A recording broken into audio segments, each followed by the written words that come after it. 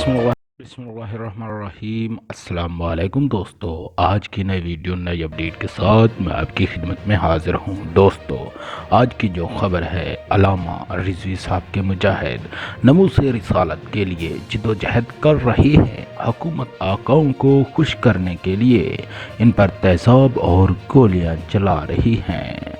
जैसा कि आप जानते हैं, अल्लामा साद हुसैन रिजवी अभी तक जेल में कैद हैं।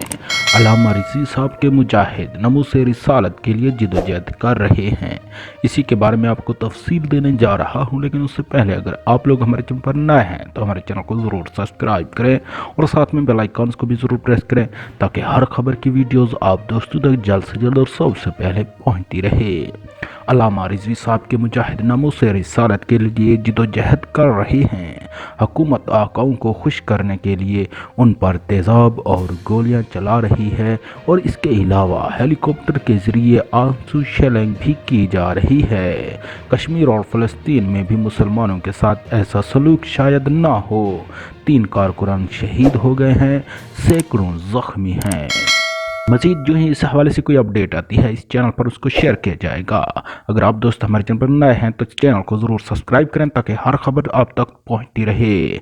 क्योंकि अल्लामा साद हुसैन रिजवी के हवाले से कोई भी खबर मीडिया पर शेयर नहीं की जाती, तो हम दोस्त यहाँ पर शेयर करते रहते हैं। अल्लाह हाफ़िज़, अपना ख्याल रखिएगा।